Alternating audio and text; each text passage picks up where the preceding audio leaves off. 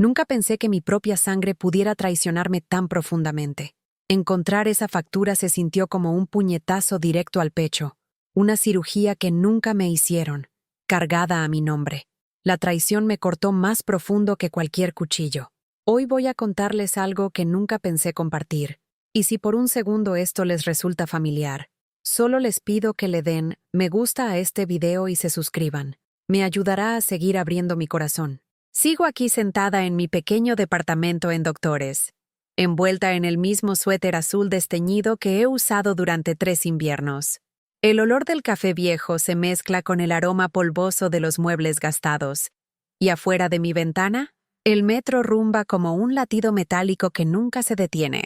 Mis días se han vuelto borrosos durante meses, revisando el correo con dedos temblorosos, llenando mi pastillero de 7 días cada domingo por la mañana, arrastrando los pies entre mi cocina diminuta y la sala donde las fotos familiares me miran como jueces silenciosos.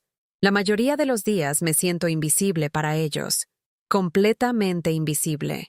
Paso horas esperando una llamada que no llega, una visita que nunca sucede, que alguien recuerde que existo.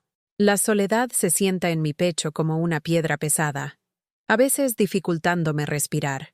El martes pasado por la mañana todo cambió. Un sobre arrugado se había deslizado por mi buzón, cayendo en la alfombra gastada con un golpe sordo que de alguna manera sonaba ominoso. Me agaché despacio. Mi espalda ya no es la de antes, y lo levanté con manos que se han vuelto más frágiles con cada año que pasa. La dirección del remitente me revolvió el estómago. Hospital General de México, Departamento de Facturación. Lo abrí con dedos temblorosos. Y ahí estaba.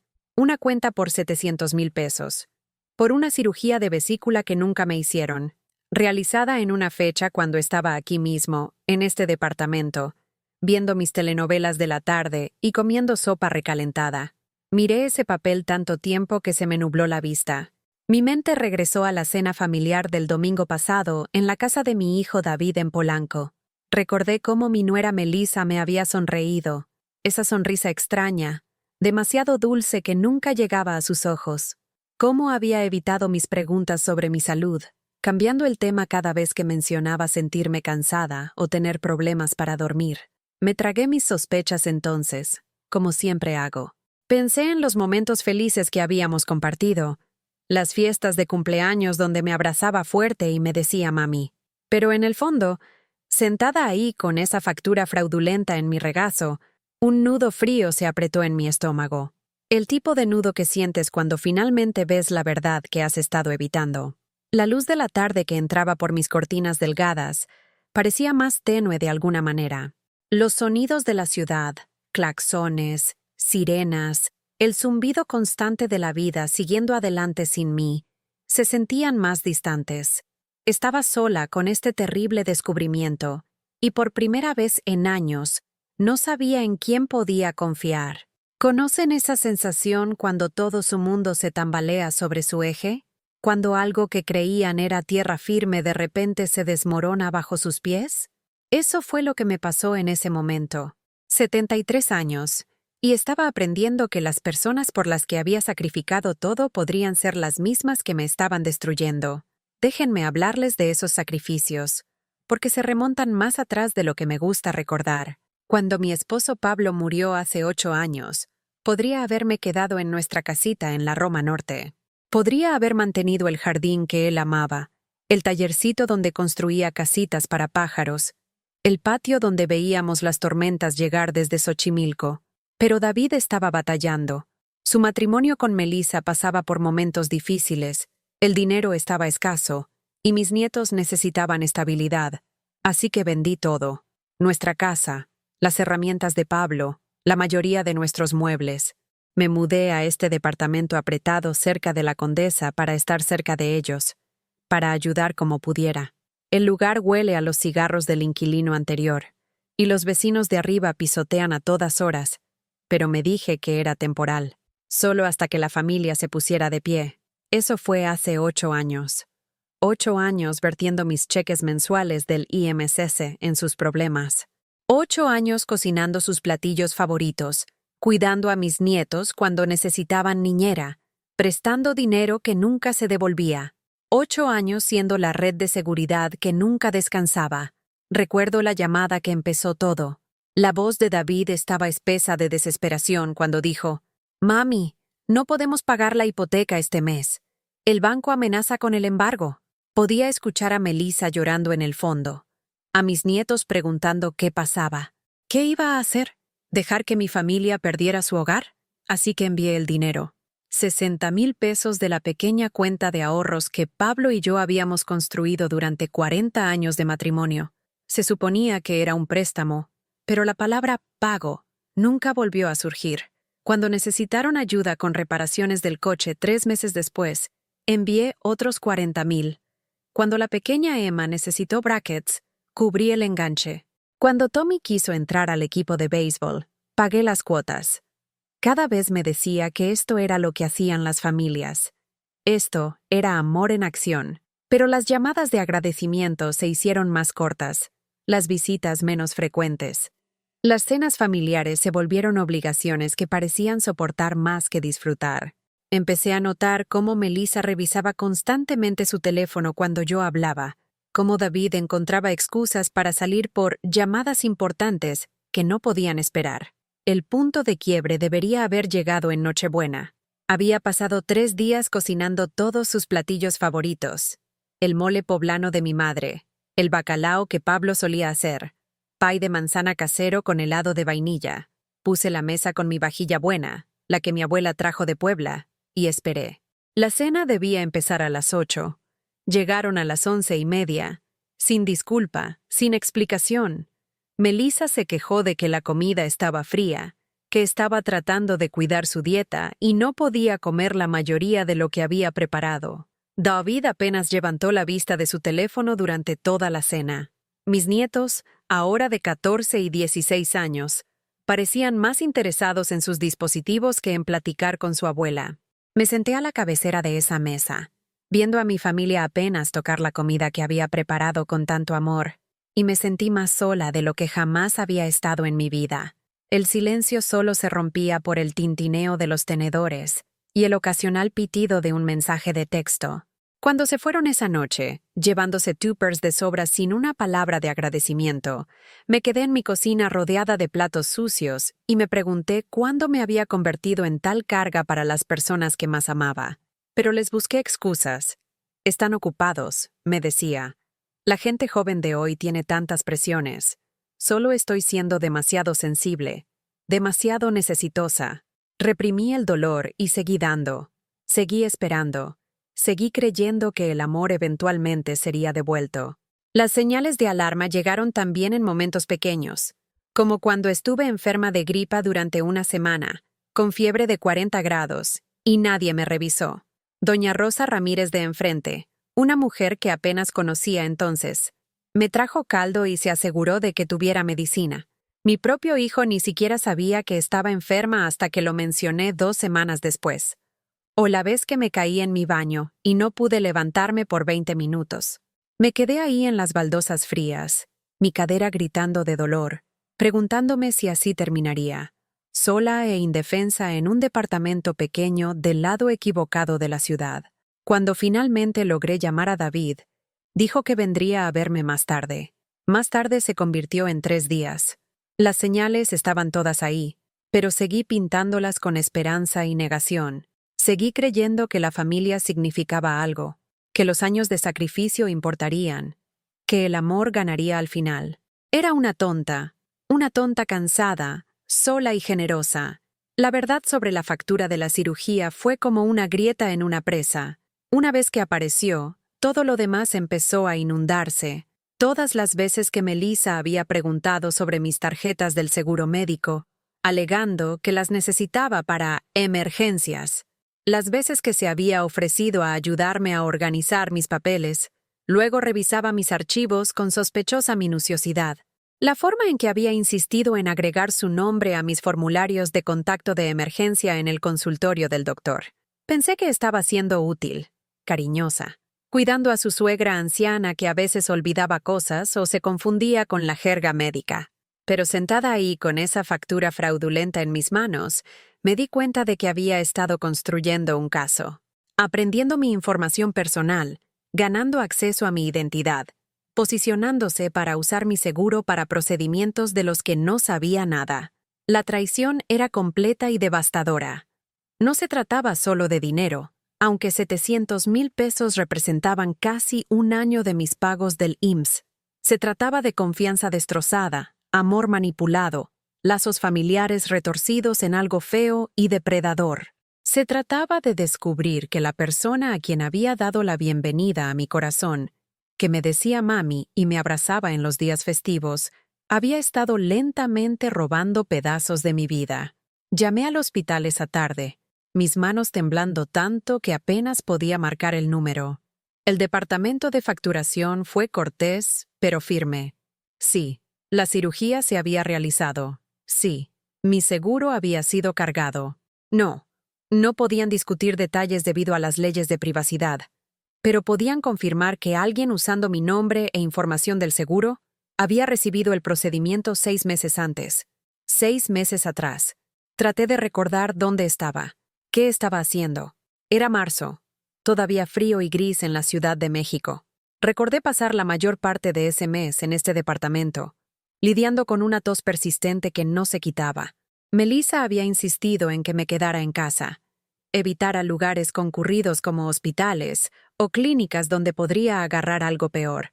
«Necesitas descansar, mami», había dicho, su voz llena de falsa preocupación.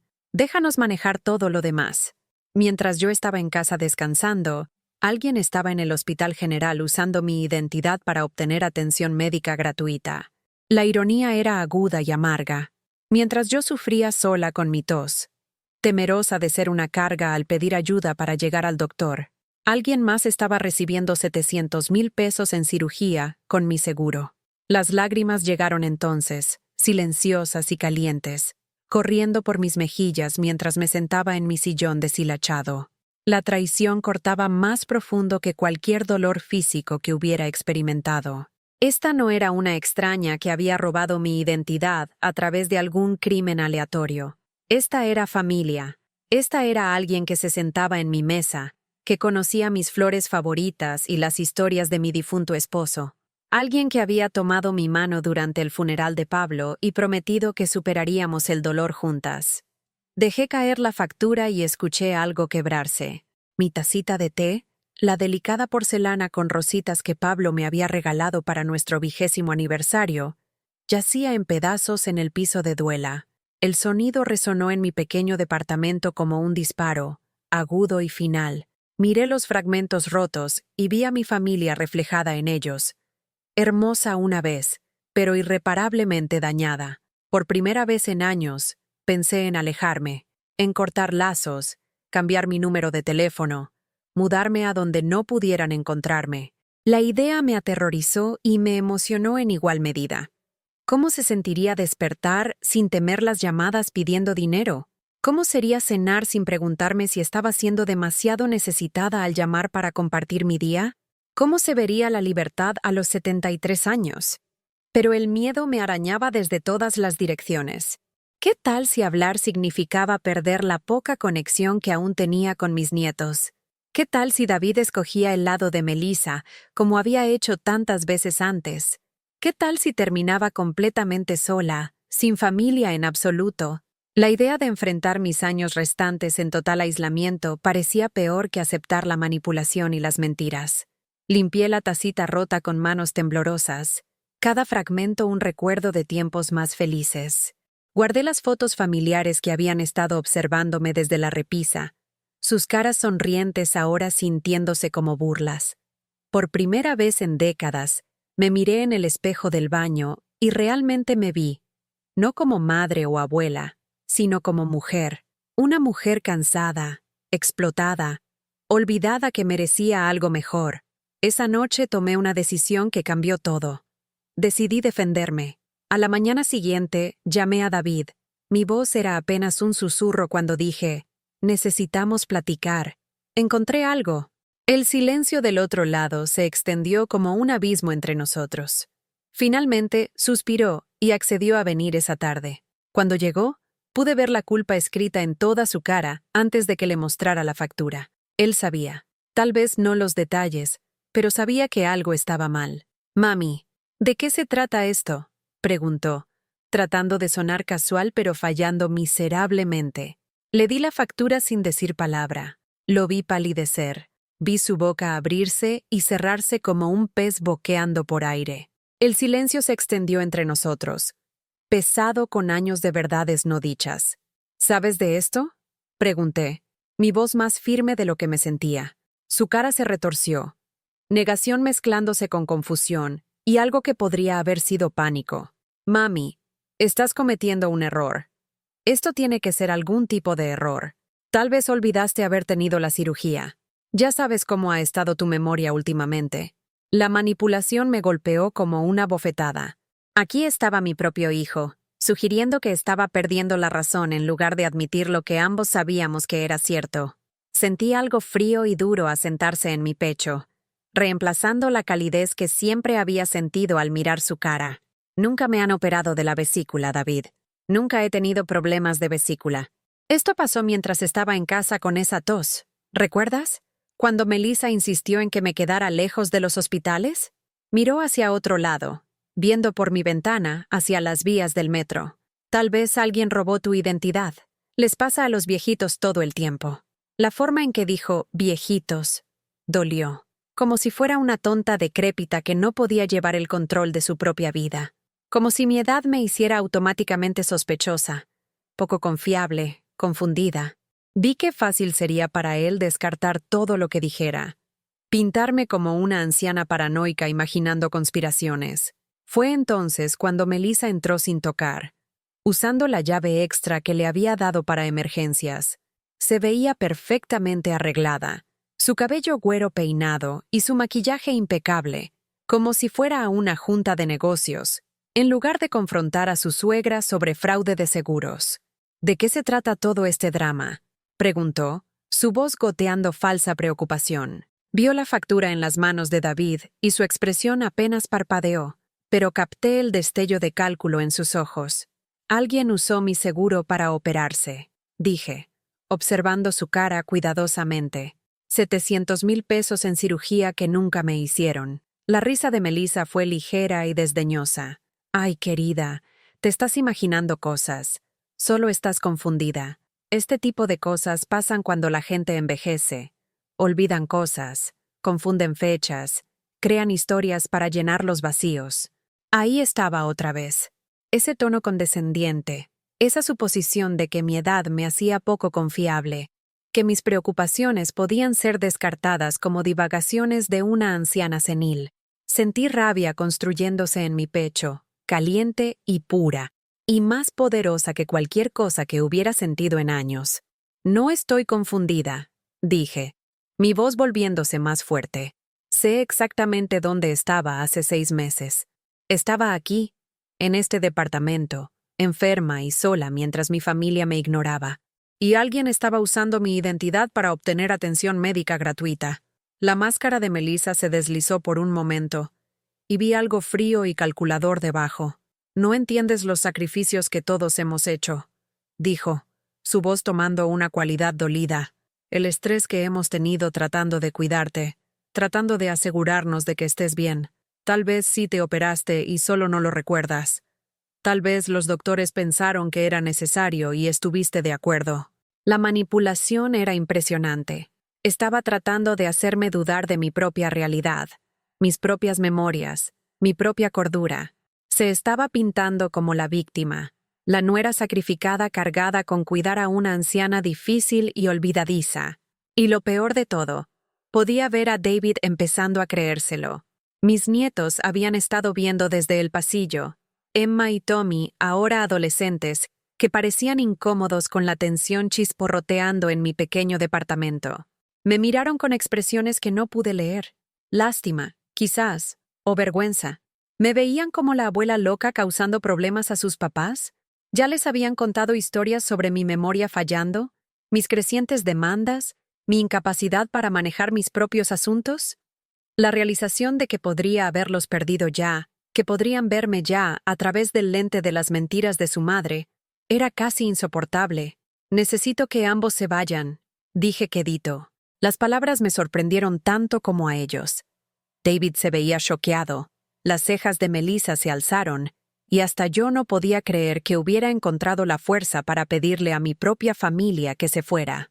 «Mami, no seamos precipitados», empezó David, pero levanté mi mano. «Por favor, váyanse. Necesito tiempo para pensar. Y necesito hacer algunas llamadas». Después de que se fueron, el departamento se sintió diferente. No solo quieto, siempre había estado quieto, sino pacífico de una manera que no había sido en años.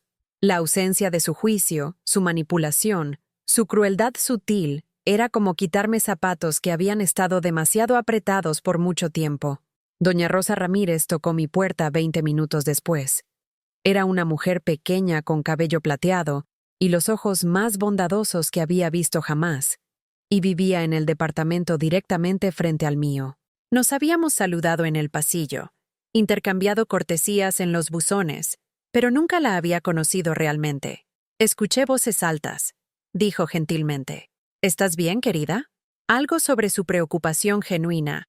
La forma en que me dijo «querida», sin ningún tono condescendiente, rompió la presa que había estado construyendo alrededor de mis emociones. Empecé a llorar. Sollozos profundos que venían de un lugar que había mantenido encerrado por años. Rosa no hizo preguntas. Solo entró. Nos hizo té a ambas, y se sentó conmigo mientras me derrumbaba. Cuando finalmente le conté sobre la factura, sobre la traición, sobre los años de sentirme usada y desechada, escuchó sin juzgar. «Tuve una nuera así», dijo quedito. «Dulce como la miel en tu cara, veneno por detrás. Me tomó demasiado tiempo verlo, y para cuando lo hice, ya había puesto a mi hijo completamente en mi contra». Sus palabras fueron un consuelo que no había esperado. Aquí había alguien que entendía, que había vivido algo similar, que podía asegurarme que no estaba loca o paranoica o imaginándome cosas. «¿Qué hiciste?», pregunté. «Dejé de tratar de comprar su amor», dijo simplemente. «Dejé de dar dinero, dejé de poner excusas, dejé de aceptar migajas y pretender que eran un banquete. Fue lo más difícil que hice jamás, pero me salvó la vida». Esa noche, por primera vez en meses, tomé una decisión que era enteramente sobre mí. Cuando Melissa me mandó mensaje pidiendo dinero para cubrir el viaje escolar de Emma, 20,000 pesos que necesitaban inmediatamente, miré el mensaje por mucho tiempo. Pensé en todas las otras veces que había dicho que sí sin cuestionarlo. Todas las veces que había vaciado mis modestos ahorros para solucionar sus problemas, mientras mis propias necesidades quedaban sin atender. Escribí de vuelta. No, solo eso. No explicaciones, no disculpas, no ofrecimientos para ayudar de otra manera. No. Apagué mi teléfono y me fui a la cama. Y por primera vez en años, dormí toda la noche sin despertarme en pánico por dinero o familia, o si estaba haciendo suficiente para ganarme su amor. La mañana siguiente se sintió diferente. La luz del sol invernal entrando por mis ventanas parecía más brillante. Los sonidos de la ciudad menos duros.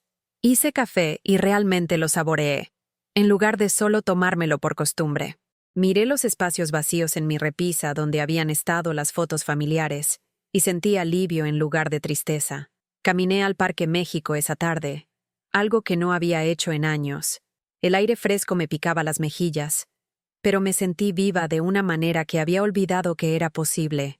No estaba corriendo para satisfacer las necesidades de nadie. No estaba preocupada por llamadas telefónicas o demandas o viajes de culpa. Era solo una mujer caminando en el parque. Y eso era suficiente. Cuando llegué a casa, doña Ramírez estaba esperando en el pasillo con un plato de tamales caseros y una invitación para ver películas viejas juntas. Pasamos la noche riéndonos con Pedro Infante y María Félix, y me di cuenta de que no me había reído, realmente reído, en más tiempo del que podía recordar. Ese fin de semana hice algo que nunca pensé tendría el valor de hacer. Llamé a la clínica de asistencia legal del centro y hice una cita. Mi voz temblaba mientras explicaba sobre la factura fraudulenta, sobre el robo de identidad de seguro, sobre necesitar ayuda para entender mis opciones. La abogada, una mujer amable llamada Sarah Chen, escuchó mi historia con creciente indignación. Esto es robo de identidad, dijo firmemente. Y si fue hecho por miembros de la familia, es abuso de adultos mayores. Ambos son crímenes serios. Escuchar a alguien más decirlo en voz alta, que esto era abuso, que yo era una víctima, que lo que me habían hecho estaba mal, fue más validante de lo que podía haber imaginado. Por tanto tiempo me había preguntado si estaba reaccionando exageradamente, siendo demasiado sensible, malentendiendo la situación. Pero esta profesional, esta experta en la ley, me estaba diciendo que mis instintos estaban correctos. ¿Cuáles son mis opciones?, pregunté. Podemos reportar esto a la policía. Podemos trabajar con el hospital para investigar cómo se accedió a su información de seguro. Podemos ayudarla a proteger su identidad en el futuro. Pero, pausó, mirándome cuidadosamente. Necesita entender que si miembros de la familia están involucrados, perseguir esto podría significar cargos criminales. El peso de esa posibilidad se sentó pesado en mis hombros mientras caminaba a casa. ¿Tenía la fuerza para ver esto hasta el final? ¿Quería ser responsable de potencialmente mandar a mi nuera a la cárcel? ¿De destrozar completamente a mi familia? Pero entonces pensé en los 700,000 pesos, en todo el dinero que había dado a lo largo de los años, en todas las veces que me habían hecho sentir como si yo fuera el problema. Llamé a David esa noche. Hablé con una abogada, dije sin preámbulos, sobre el fraude del seguro. El silencio del otro lado era ensordecedor. Finalmente habló, su voz tensa con algo que podría haber sido miedo. Mami, no escalemos esto. Manejémoslo en familia. ¿Cómo hemos manejado todo lo demás?, pregunté. ¿Pretendiendo que no pasó? ¿Haciéndome sentir como si estuviera perdiendo la razón?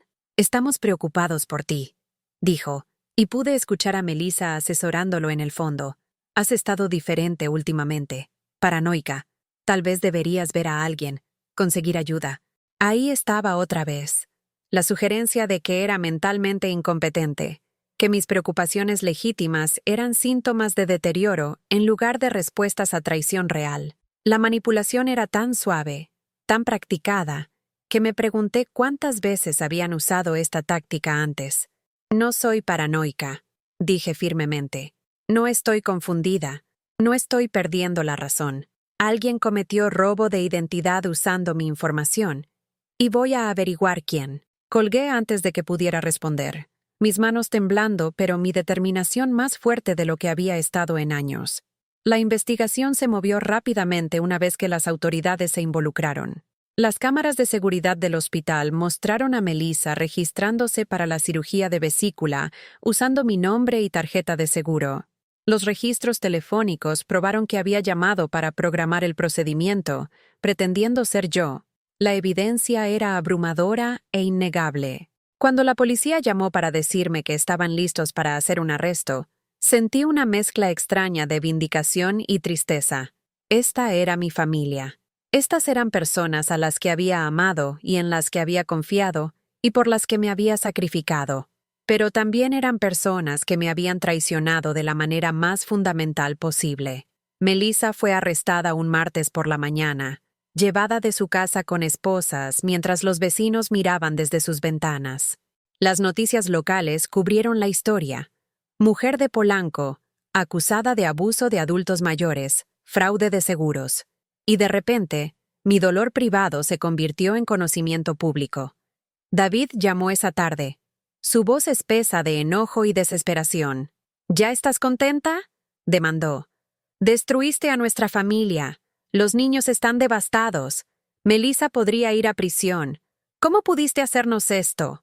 El cambio de culpa era impresionante. De alguna manera, yo era la villana en esta historia. Yo era quien había destruido a la familia al rehusar ser victimizada calladamente. Yo era el problema, no la persona que había cometido fraude. No les hice nada, dije quedito. No robé la identidad de nadie. No cometí fraude. No mentí ni manipulé ni hice gaslighting a nadie. Solo me rehusé a pretender que no había pasado. Ella es la madre de tus nietos, dijo, jugando lo que pensó que era su carta de triunfo. Y yo soy tu madre, repliqué. Pero eso no les impidió a ninguno de los dos tratarme como un cajero automático sin sentimientos. La junta familiar que siguió fue diferente a cualquier cosa que había experimentado. David, sus papás, la hermana de Melissa, hasta mis nietos estaban ahí, todos reunidos en la sala de David como una intervención retorcida, pero en lugar de tratar de ayudar a alguien con un problema, estaban tratando de convencerme de retirar los cargos y mantener esto en la familia.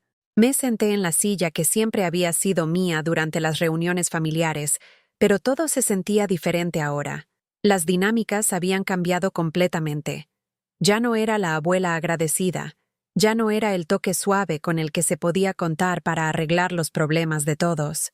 Era la enemiga, la que había traicionado a la familia al rehusar ser traicionada calladamente.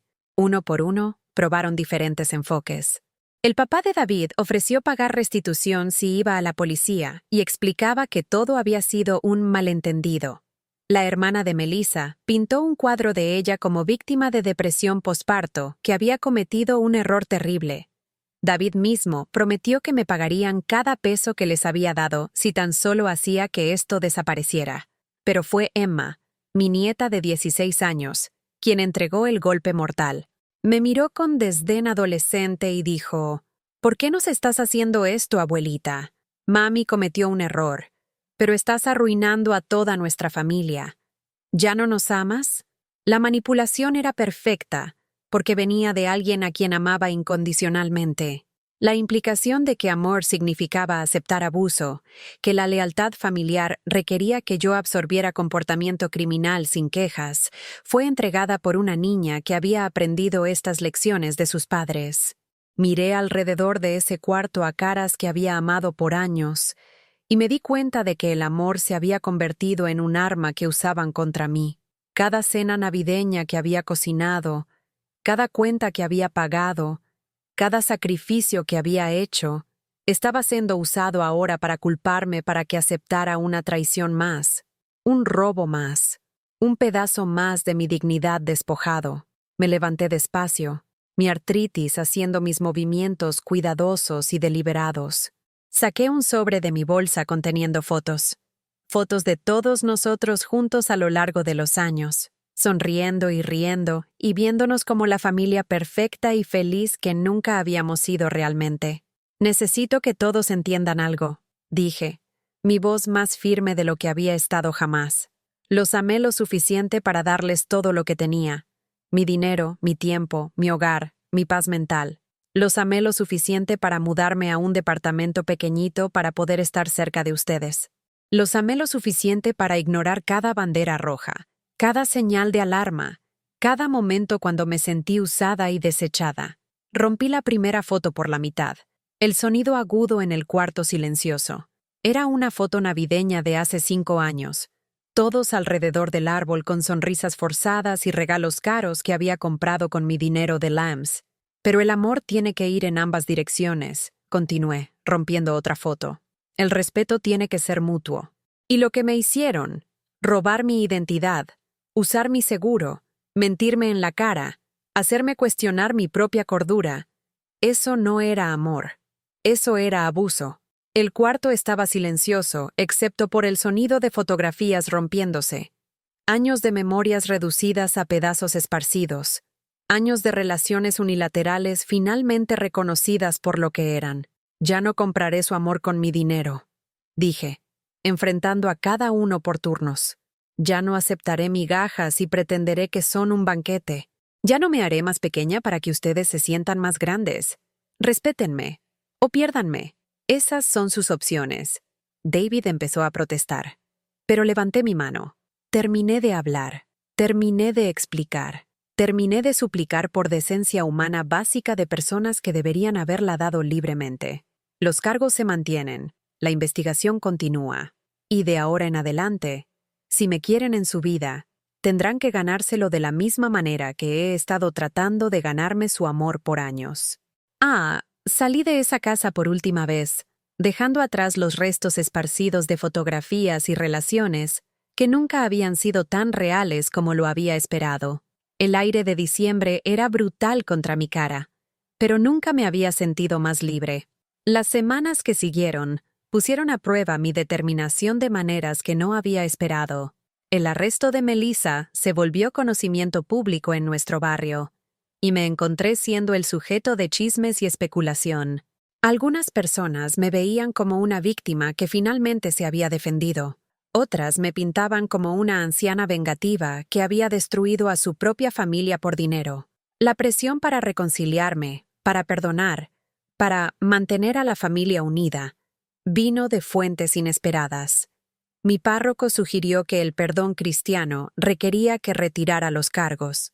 Amigos mutuos implicaron que estaba siendo innecesariamente dura, que la familia debería mantenerse unida sin importar qué. Hasta algunos de los vecinos susurraban que estaba mal involucrar a la policía en asuntos familiares.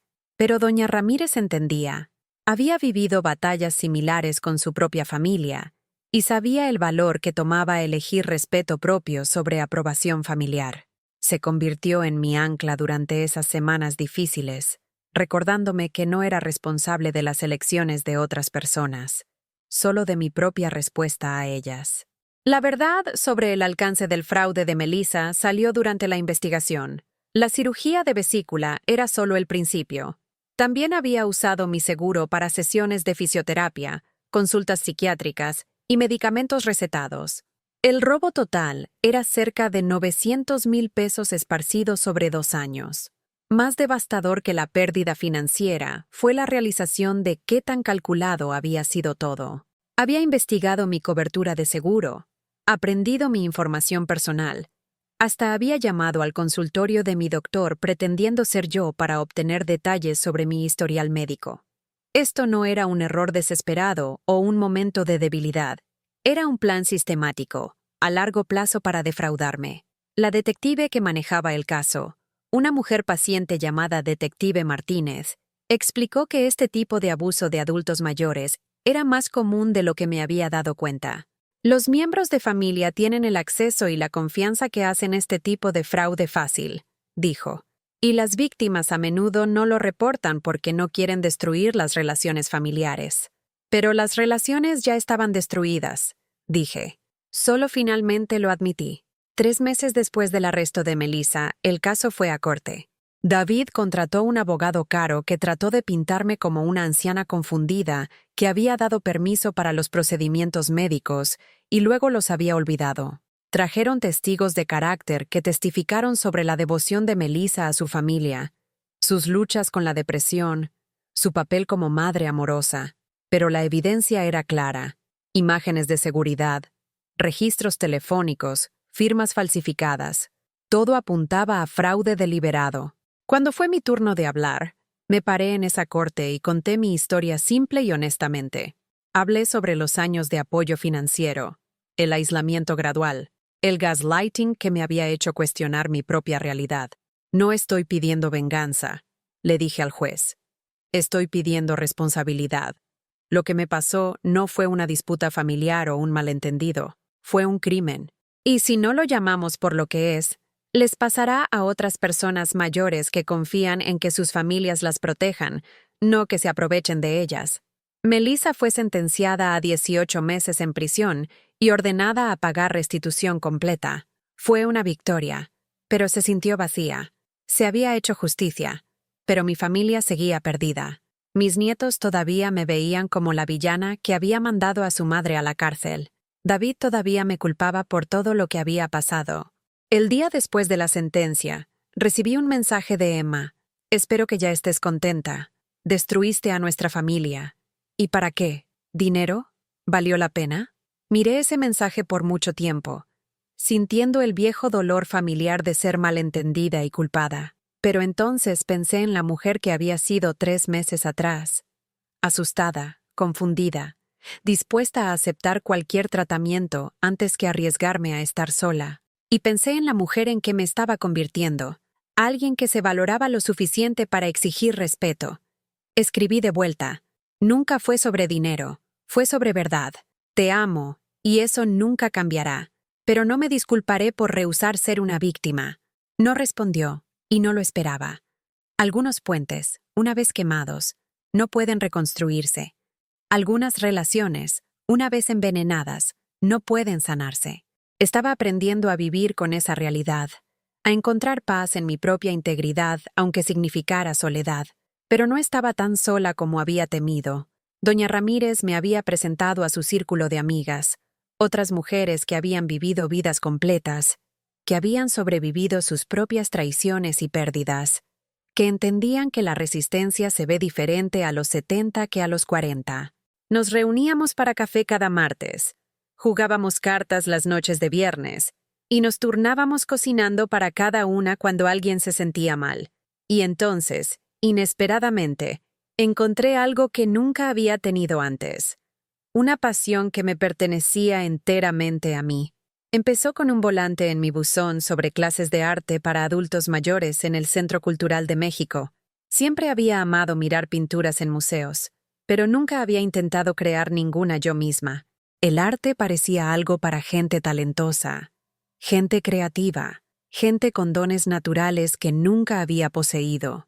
Pero tenía tiempo ahora, tiempo que no estaba siendo consumido por las crisis de otras personas. Tiempo que no se gastaba esperando llamadas telefónicas o planeando visitas que podrían no suceder. Así que en una mañana fría de febrero, me arropé en mi abrigo más caliente y tomé el pecero al centro a mi primera clase de arte. El instructor, Marcus, era un joven con dedos manchados de pintura y un entusiasmo contagioso por el color y la luz. Miró a nuestra clase de adultos mayores nerviosos y dijo: «El arte no se trata de ser perfecta. Se trata de ser honesta.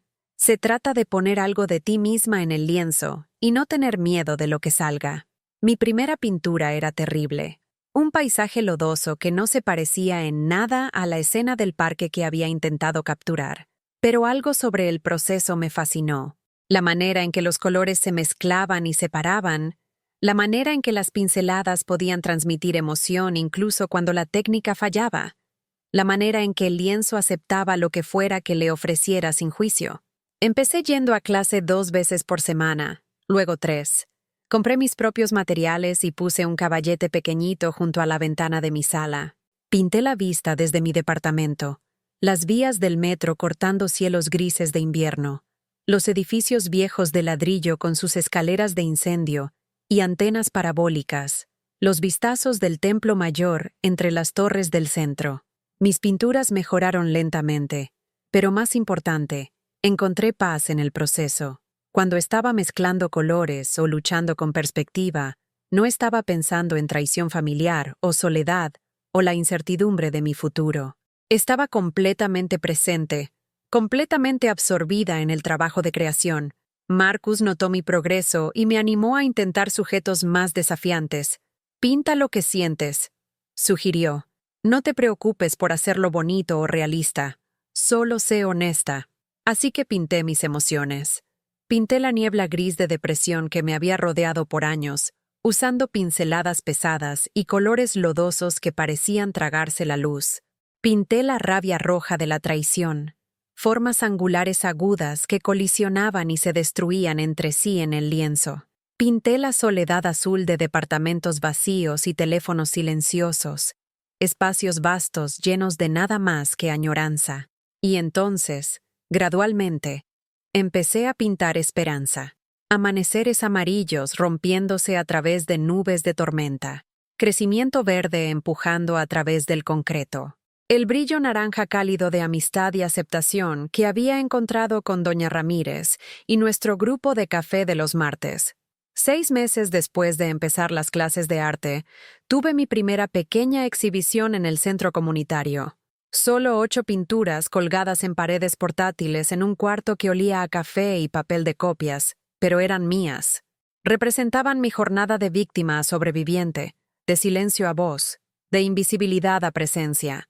Doña Ramírez trajo a todo nuestro grupo de café a la inauguración, y se pararon frente a mis pinturas haciendo preguntas y ofreciendo elogios que se sentían genuinos y ganados.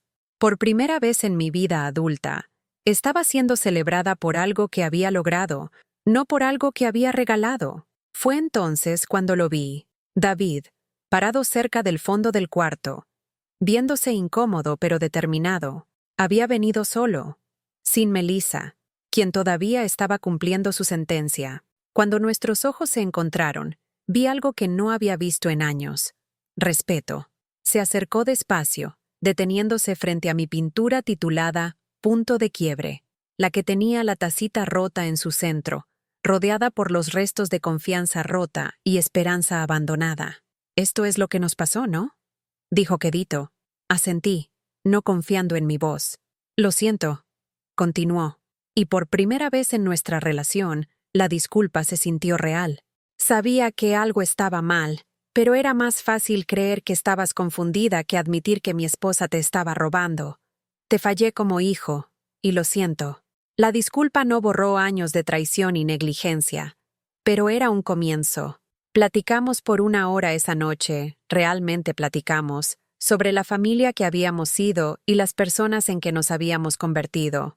Me contó sobre la presión financiera bajo la que había estado, sobre el control de Melissa sobre su hogar, sobre su propia cobardía en elegir el camino de menor resistencia en lugar de defender lo que era correcto. Le conté sobre la soledad, sobre sentirme invisible y desechable, sobre la erosión lenta de mi autoestima que había tomado años reconstruir. Ambos lloramos, parados en ese cuartito comunitario rodeados por mis pinturas y la evidencia de mi transformación. «¿Puedes perdonarme?», preguntó. «Estoy trabajando en eso», dije honestamente. «Pero el perdón no significa regresar a cómo eran las cosas. Significa seguir adelante con honestidad sobre lo que pasó». Asintió, entendiendo que ganarme la confianza otra vez tomaría tiempo y acción consistente, no solo palabras. Los niños fueron más difíciles. Emma y Tommy habían sido completamente adoctrinados contra mí durante los meses que llevaron al arresto de su madre y lo siguieron. Me veían como la abuela que había elegido venganza sobre reconciliación, que había puesto a su madre en la cárcel en lugar de resolverlo calladamente. Reparar esas relaciones tomaría años, si era posible siquiera. Pero estaba aprendiendo que no podía controlar las percepciones de otras personas sobre mí, solo mis propias acciones y elecciones. Podía estar disponible para reparación y reconstrucción, pero no podía forzar perdón o entendimiento. Podía amar a mis nietos sin aceptar abuso de ellos o sus padres. El regalo más inesperado vino de mi instructor de pintura, Marcus. Había estado observando mi progreso no solo como artista, sino como persona, y un día después de clase hizo una sugerencia que cambió mi vida. «¿Alguna vez has pensado en enseñar?», preguntó. «Hay tantos adultos mayores que piensan que el arte no es para ellos, que creen que es demasiado tarde para empezar algo nuevo. Podrías mostrarles que nunca es demasiado tarde para descubrir quién eres». La idea me aterrorizó e intrigó. Nunca me había visto como maestra. Nunca pensé que tenía algo valioso que ofrecer a otros. Pero Marcus tenía razón. Entendía el miedo de empezar de nuevo, la duda que venía con intentar algo nuevo en la vida posterior, el valor requerido para ser vulnerable y honesta en el lienzo. Empecé asistiendo en sus clases, ayudando a otros adultos mayores nerviosos mezclar sus primeros colores y hacer sus primeras pinceladas. Compartí mi propia jornada, mis propios fracasos y avances, mi propio descubrimiento de que el valor no se medía por lo que les dabas a otros, sino por lo que creabas para ti misma. Dentro de 1 año, estaba enseñando mis propias clases en centros para adultos mayores por toda la Ciudad de México. Me especialicé en trabajar con personas que nunca habían tomado un pincel, que se disculpaban antes de empezar, que estaban seguras de que no tenían habilidad artística. Reconocía la autoduda en sus voces porque había sido mi voz también. «El arte no se trata de talento», les diría, parada frente a caballetes llenos de caras ansiosas y asustadas. «Se trata de valor, el valor para intentar, el valor para fallar, el valor para intentar otra vez, el valor para ponerte en el lienzo y no disculparte por lo que emerge». Mi departamento lentamente se llenó de pinturas, mías y regalos de estudiantes que querían compartir sus avances. Las paredes que una vez mostraron fotos de una familia que no me valoraba, ahora mostraban evidencia colorida de creatividad, crecimiento y conexión auténtica. Doña Ramírez y yo nos volvimos más cercanas que hermanas, compartiendo comidas y películas y largas conversaciones sobre las vidas que habíamos vivido y los sueños que todavía albergábamos. Ella estaba aprendiendo a tejer. Yo estaba aprendiendo a pintar, y ambas estábamos aprendiendo que la reinvención era posible a cualquier edad. En mi cumpleaños 74, hice mi propia fiesta por primera vez en mi vida. No una reunión familiar donde yo hacía todo el trabajo y esperaba que otros aparecieran, sino una celebración que planeé y organicé para personas que genuinamente querían estar ahí. Mi grupo de café, mis estudiantes de arte, Marcus, Doña Ramírez, y sí, David, quien estaba lentamente reconstruyendo confianza a través de acciones consistentes en lugar de promesas vacías. Nos reunimos en el cuarto comunitario en el centro cultural, rodeados de pinturas y risa, y el tipo de calidez que viene de relaciones auténticas en lugar de obligatorias. Soplé velas en un pastel que yo misma había comprado, pedí un deseo para crecimiento y sanación continua, y me sentí genuinamente celebrada por primera vez en décadas.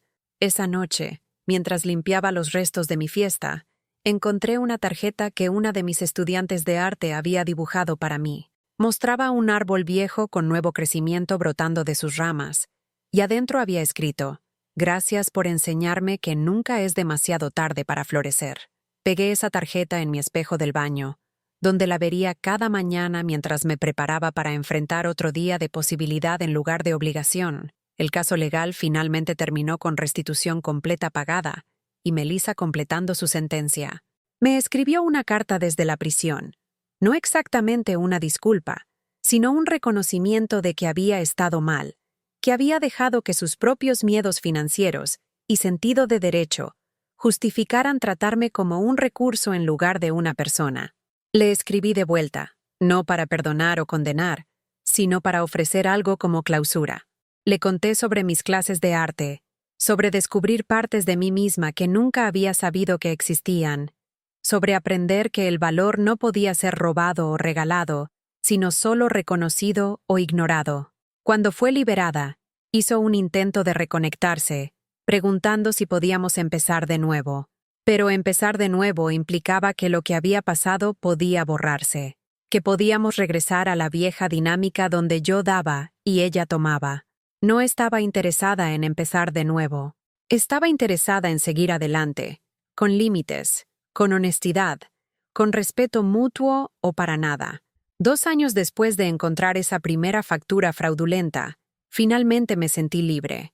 No solo libre de obligaciones familiares y manipulación financiera, sino libre de la necesidad de aprobación de otros para validar mi valor. Había aprendido que amor sin respeto era solo otra forma de abuso, que la lealtad familiar no podía excusar comportamiento criminal, que decir no era a menudo la cosa más amorosa que podía hacer por todos los involucrados. Mi vida se veía completamente diferente de cómo había sido antes de la traición.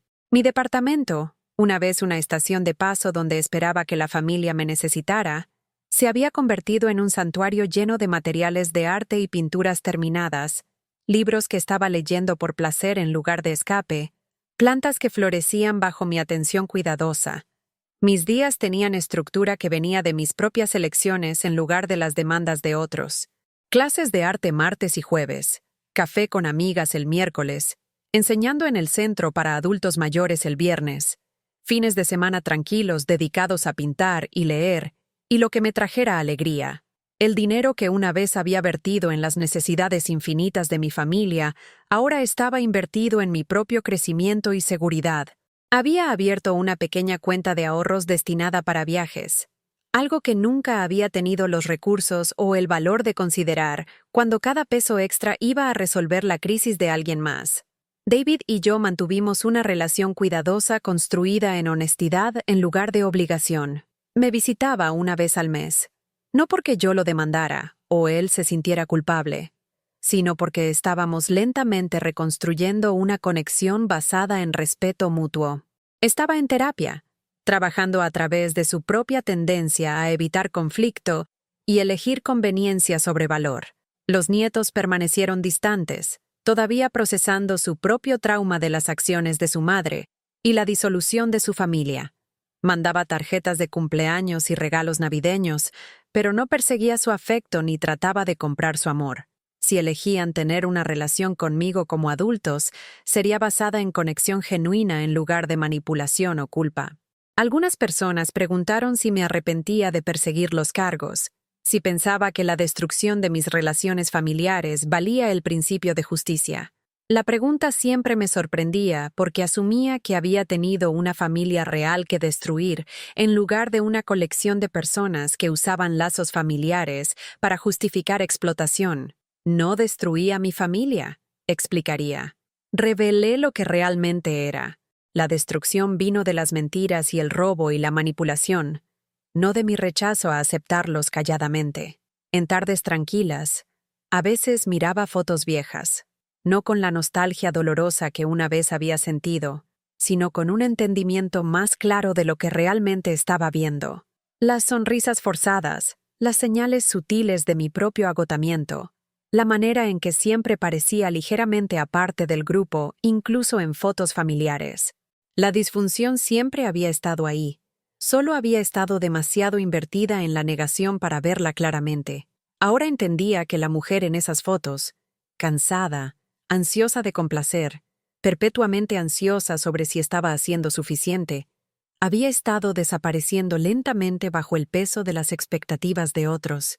Encontrar esa factura fraudulenta no solo había revelado robo, había salvado mi vida al forzarme a elegir entre victimización continua y la libertad aterradora del respeto propio. La parte más aterradora no había sido perder a mi familia. La parte más aterradora había sido descubrir quién era cuando no estaba definida por lo que podía proveer para otros. Aprender a disfrutar mi propia compañía, confiar en mi propio juicio, valorar mi propia sabiduría. Estas eran habilidades que nunca había desarrollado porque había estado demasiado ocupada atendiendo las necesidades de todos los demás. Pero la recompensa era mayor que el miedo. Me había encontrado a los 74, descubierto talentos que nunca había explorado, formado amistades basadas en afecto genuino en lugar de utilidad. Había aprendido que nunca era demasiado tarde para florecer, nunca demasiado tarde para poner límites, nunca demasiado tarde para elegirte a ti misma. Mi maestro de arte Marcus a menudo decía que los mejores artistas eran aquellos que habían vivido vidas completas, que tenían pozos profundos de experiencia de los cuales sacar, que no tenían miedo de poner dolor y alegría en el lienzo con igual honestidad. Me había convertido en una de esas artistas, no porque fuera naturalmente dotada, sino porque finalmente había encontrado el valor para ser auténtica. Las pinturas que creaba ahora eran diferentes de esos primeros intentos. Mostraban el horizonte de la Ciudad de México al atardecer, toda esperanza dorada y naranja elevándose de cimientos grises industriales. Mostraban manos, arrugadas y manchadas pero fuertes, creando belleza de materiales simples.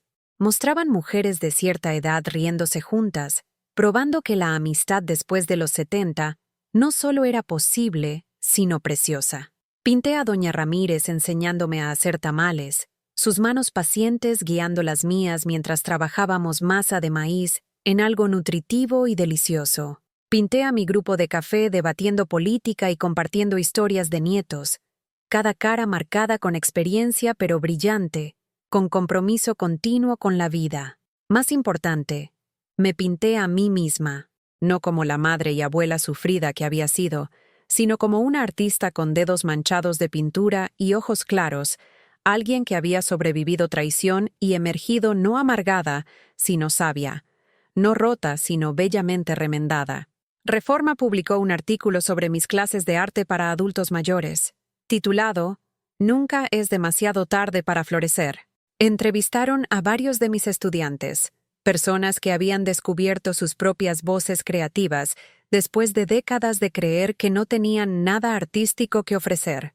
El artículo mencionó mi trasfondo, la traición familiar que había llevado a mi transformación, pero se enfocó principalmente en los resultados positivos, la comunidad que había construido, las vidas que estaba tocando, la prueba de que la reinvención era posible a cualquier edad.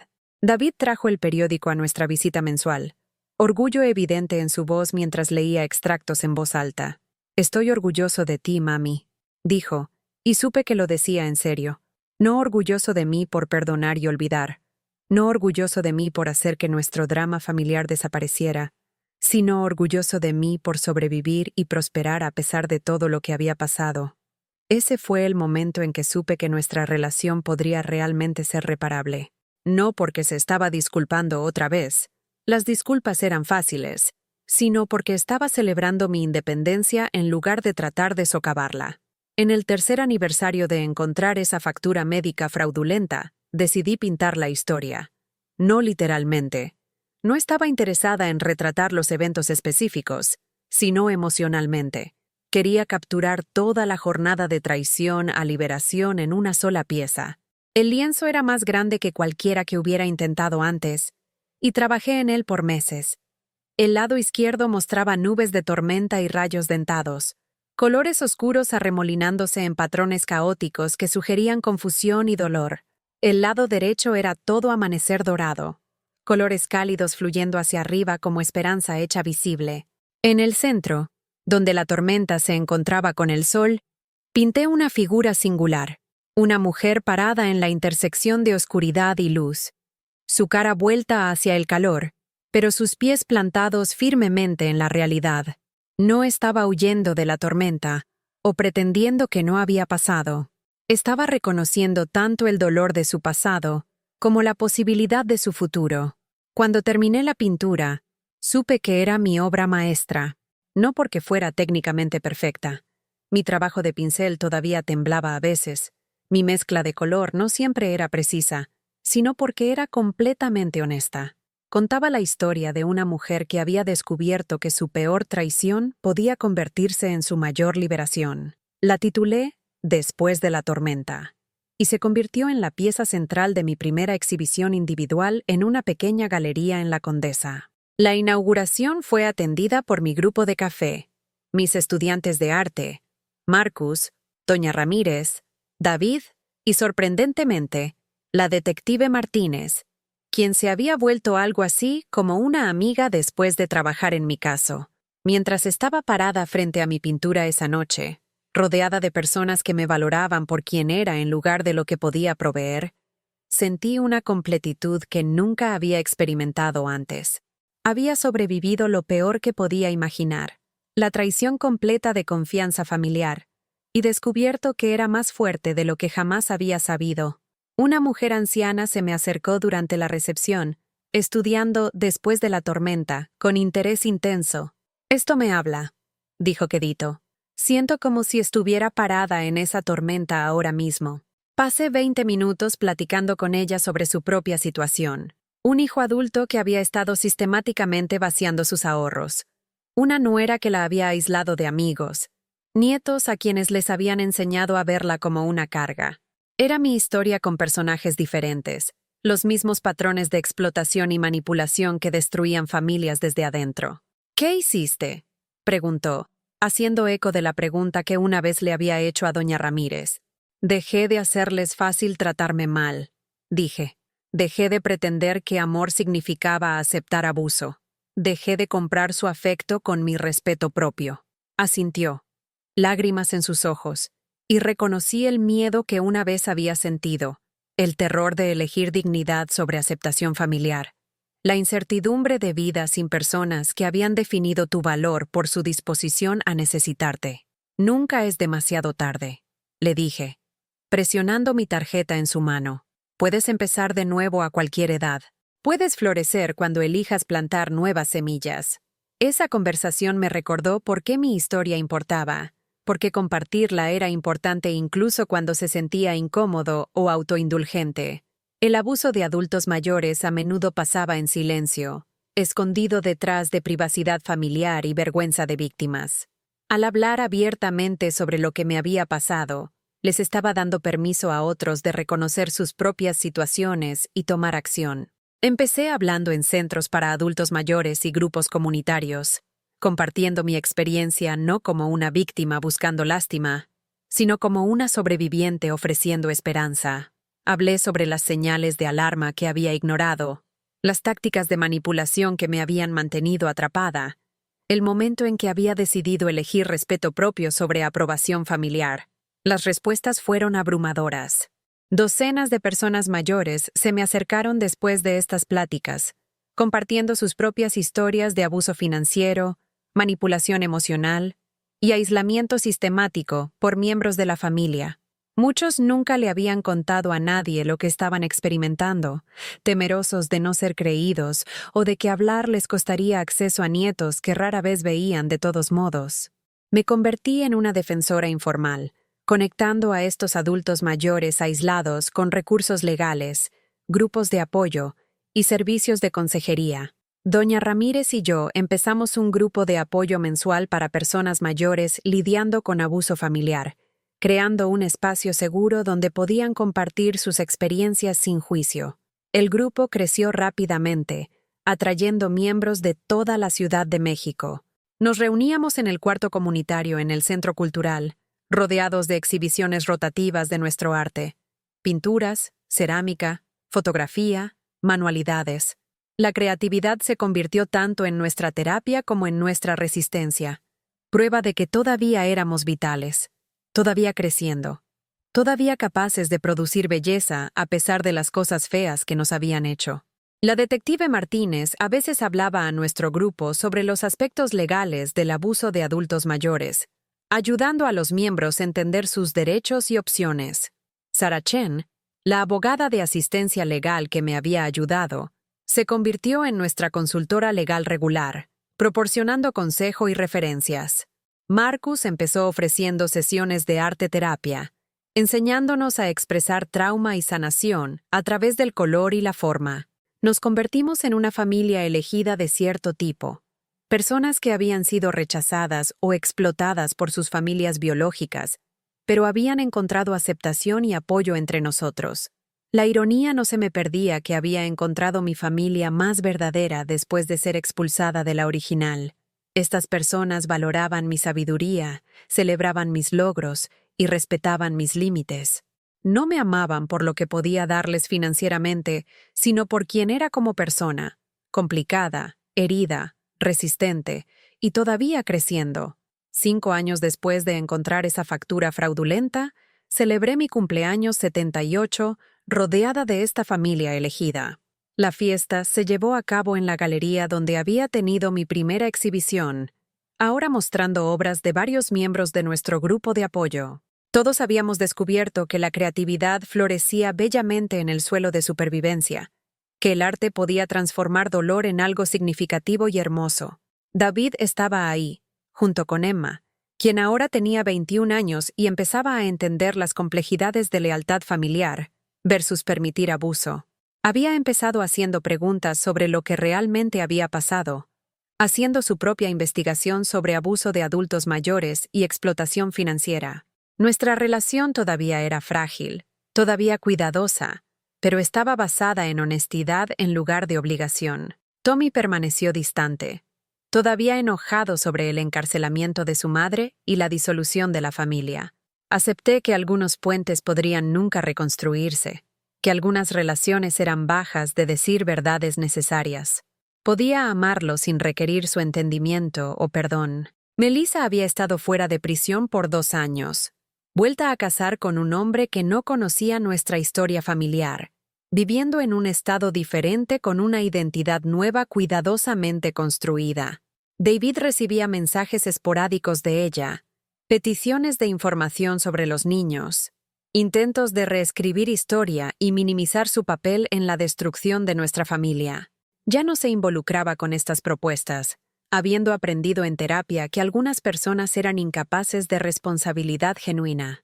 Durante mi celebración de cumpleaños, Marcus me presentó con una sorpresa: un fondo de becas que había creado en mi nombre para personas mayores que querían explorar arte, pero no podían costear clases o materiales. Donadores locales habían contribuido 150,000 pesos para empezar el fondo, inspirados por artículos sobre mi trabajo en la comunidad.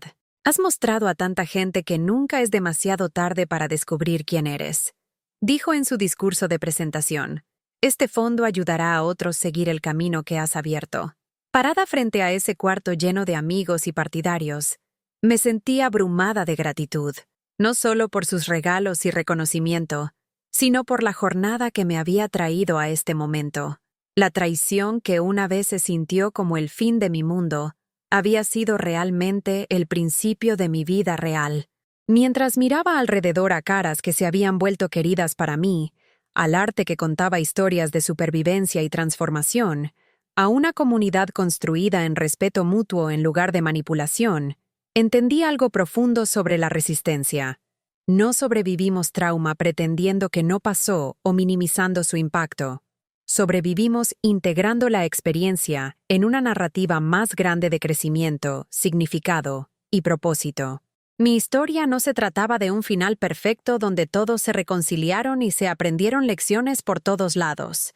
Se trataba del proceso más desordenado, más realista de elegirte cuando otros se rehúsan a valorarte, de construir nuevas conexiones cuando las viejas resultan tóxicas, de descubrir que nunca eres demasiado vieja para empezar de nuevo si eres lo suficientemente valiente para intentar.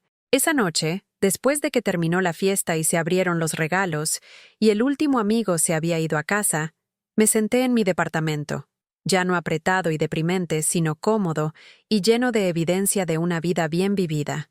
Miré mis pinturas cubriendo las paredes, las cartas de agradecimiento de estudiantes, las fotos de mi familia elegida riéndose juntos.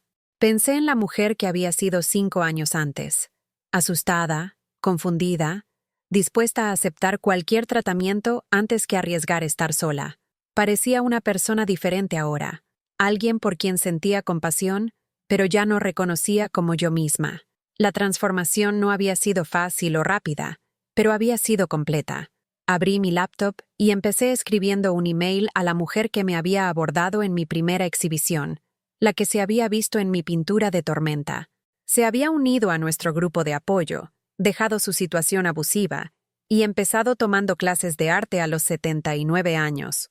Su primera pintura había sido titulada Libertad y me había dado una impresión para colgar en mi cocina. Gracias por mostrarme que la elección era posible, escribí. Gracias por probar que nunca es demasiado tarde para florecer. Mañana traería nuevos desafíos, nuevas oportunidades para elegir crecimiento sobre estancamiento, autenticidad sobre aprobación. Habría clases de arte que enseñar, amigas que apoyar, pinturas que crear y una vida que vivir en mis propios términos. Pero esta noche, simplemente me senté en la quietud pacífica de mi propio espacio, rodeada de evidencia de una jornada de victimización a empoderamiento, de aislamiento a comunidad, de fingir amor a experimentarlo auténticamente. El metro pasó rugiendo por mi ventana, llevando otras personas hacia sus propios destinos, sus propias transformaciones, sus propias libertades duramente ganadas. Levanté una copa de vino a mi reflejo en la ventana oscura, brindando por la mujer que había encontrado el valor de decir no al abuso y sí a sí misma. Salud por florecer cuando elegimos plantar nuevas semillas, dije en voz alta, y significaba cada palabra. La lección más difícil que había aprendido era que algunas relaciones no podían salvarse, que el amor no podía arreglar todo, que a veces la cosa más amorosa que podías hacer era alejarte. Pero la lección más hermosa era que nunca era demasiado tarde para descubrir quién eras, cuando dejaras de ser quien todos los demás necesitaban que fueras. A los 78, finalmente estaba viviendo mi propia vida, no como la madre o abuela o víctima de alguien, sino como una mujer individual con sus propios sueños, talentos, amistades y futuro. La mujer que una vez había estado dispuesta a desaparecer para mantener la paz había aprendido a tomar espacio, a hablar, a brillar. Y cada día, en maneras pequeñas y grandes, todavía estaba floreciendo. ¿Alguna vez se han encontrado cuestionando si el tratamiento que están recibiendo de familia es realmente amor o algo completamente diferente? ¿Alguna vez han descubierto que defenderse significaba perder relaciones que pensaban eran preciosas, solo para encontrar algo aún más valioso a cambio? Me encantaría escuchar sus historias en los comentarios. A veces necesitamos saber que no estamos solos en estas luchas, que otros han caminado caminos similares y encontrado su manera al otro lado. Si esta historia resonó con ustedes, por favor denle me gusta a este video y suscríbanse a mi canal. Su apoyo me ayuda a continuar compartiendo estas conversaciones difíciles pero importantes. Y recuerden, Nunca es demasiado tarde para elegirse. Nunca demasiado tarde para exigir respeto. Nunca demasiado tarde para descubrir que valen mucho más de lo que jamás imaginaron. Gracias por escuchar mi historia. Que encuentren el valor para escribir su propio final, sea lo que sea.